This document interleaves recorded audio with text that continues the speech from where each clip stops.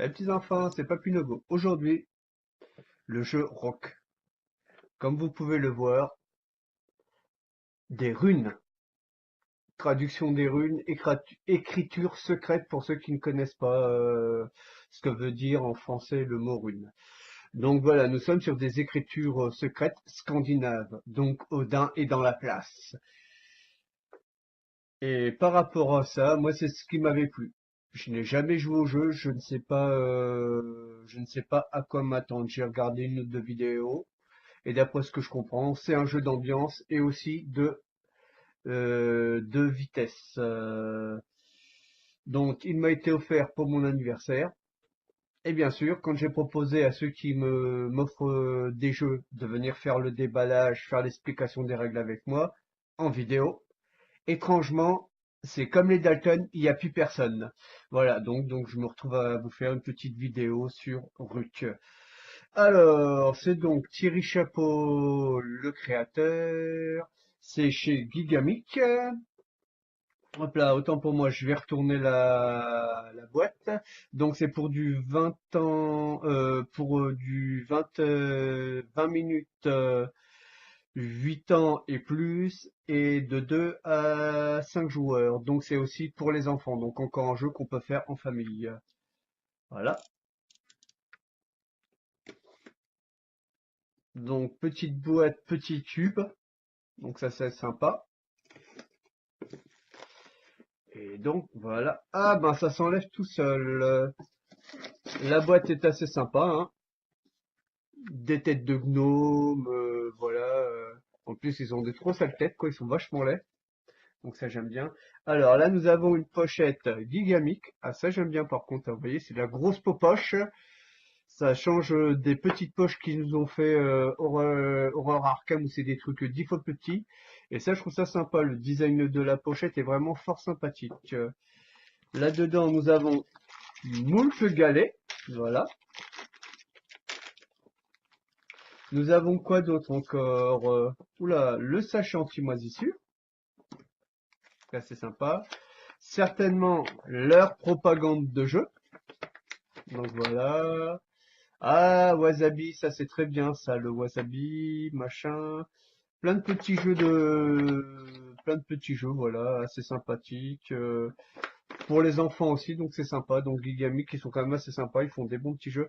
Après nous avons, waouh, au témoin. Ah, ok, ça commence à me faire peur. Donc nous avons donc, eh ben, un jeu qui tient en une page. Enfin, en deux petites pages, parce qu'il y a à peu près pour toutes les langues, donc c'est sympa. Je prépare tout ça et je reviens.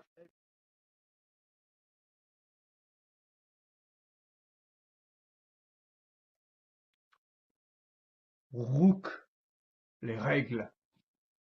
Alors, première chose à faire, la petite mise en place sera très rapide. La rune de destinée, et chaque joueur récupère une rune dans le sac. Et je rappelle que on ne regarde pas ce qu'il y a dans le sac. Donc, bien sûr, toutes les runes. Sur une face, vous avez la rune de noter et sur la face cachée, il n'y a rien de noté. Ça a son importance pour le jeu. Donc chaque joueur a récupéré une rune, voilà. Et après, en fonction du nombre de joueurs, pour une partie à 3 joueurs, il faudra 4 runes par joueur. Donc 1, 2, 3, 4. Premier joueur, je vais les lancer tout en même temps. 1, 2, 3, 4. Deuxième joueur. 1, 2, 3 et un 4. Voilà, j'ai mis 12 runes. Parce que chez moi, 3 x 4, ça fait 12. Je les lance. Voilà. Alors, je vais déjà regarder ce que j'ai au centre assez rapidement. On va compter, mettons, une petite dizaine de secondes, le temps qu'on regarde bien.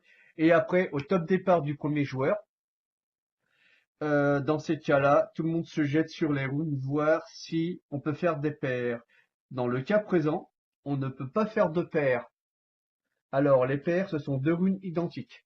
Enfin, deux runes qui ont la même couleur et le même symbole. Donc, c'est ces deux éléments que dont vous devrez tenir compte. Là, je ne peux rien faire. Même avec mes runes de départ. Donc, ici, si j'avais eu ce logo-là, voilà. Eh ben, s'il y avait eu sa sœur jumelle là, je l'aurais pris et j'aurais fait une rune. Et à savoir qu'il vaut mieux que ce soit le joueur qui possède la rune qui prenne la rune. Parce que si jamais il se faisait prendre sa rune, je crois que de facto, il ne pourra pas être désigné comme le vainqueur, même si après il récupère un maximum de runes. Donc je vais refaire un deuxième petit tour. Donc 1, 2, 3, 4, 5, 6, 7, 8, 9, 10, 11. J'ai oublié qu'il y avait celle-là. Et un 12. Je relance. Et voilà.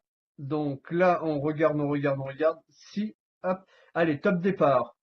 Hop, lui il a fait ça, lui il a fait ça. Lui il s'est rendu compte qu'il y avait sa rune. Je montre, sa rune de départ, elle est où? Celle-là, elle était pas retournée, voilà. Et comme vous pouvez le constater, elles sont identiques, donc il peut. Et si par contre c'était lui qui avait vu la rune qui était là, il aurait d'abord pensé à prendre la rune du joueur présent pour la mettre avec ses runes. Ce qui fait que là, à l'heure actuelle, le joueur présent, même s'il s'était précipité sur celle-là, ce joueur-là a perdu sa rune de départ, donc il sera sûr de ne pas être le gagnant. Donc, grosso modo, je vous ai expliqué comment on y jouait. Donc, si ça vous a plu, petit pouce bleu. Petit pouce rouge si ça ne vous a pas plu. Petit commentaire auquel je me ferai un plaisir de répondre.